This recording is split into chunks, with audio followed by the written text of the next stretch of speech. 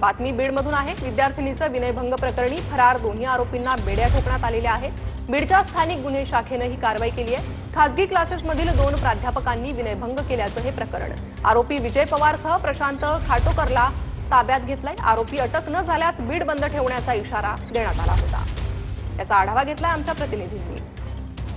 बीडच्या नामांकित उमा किरण शैक्षणिक संकुलातील एका खासगी क्लासेसमध्ये 2 प्राध्यापकांनी एका अल्पवयीन विद्यार्थिनीचा विनयभंग केल्याची तक्रार बीडच्या शिवाजीनगर पोलिसात दाखल झाली होती आणि यानंतर बीडच्या शिवाजीनगर पोलिसात आरोपी विजय पवार आणि प्रशांत खाटोकर या दोघांच्या विरोधात गुन्हा दाखल करण्यात आला होता। यानंतर बीडमध्ये आंदोलन पार पडलं, लोकांनी ठिय्या देखील मांडला होता। तर काल सामाजिक कार्यकर्त्यांनी बीडच्या पोलीस अधीक्षकांची भेट घेऊन आज रात्रीपर्यंत आरोपींना अटक न झाल्यास उद्या बीड जिल्हा बंद ठेवण्याचा इशारा दिला होता। मात्र रात्री बीडच्या स्थानिक गुन्हे शाखेच्या पथकांनी याच नेकनूर पोलीस स्टेशन हद्दीतून दोन्ही आरोपींना अटक केली आहे। बीडच्या लिंबा गणेश परिसरातून विजय पवारला अटक केलेली आहे, तर प्रशांत खाटोकरला बीडच्या चौसाळा बायपास परिसरातून बीड पोलिसांनी अटक केलेली आहे। यानंतर आता या आरोपींची चौकशी सुरू आहे।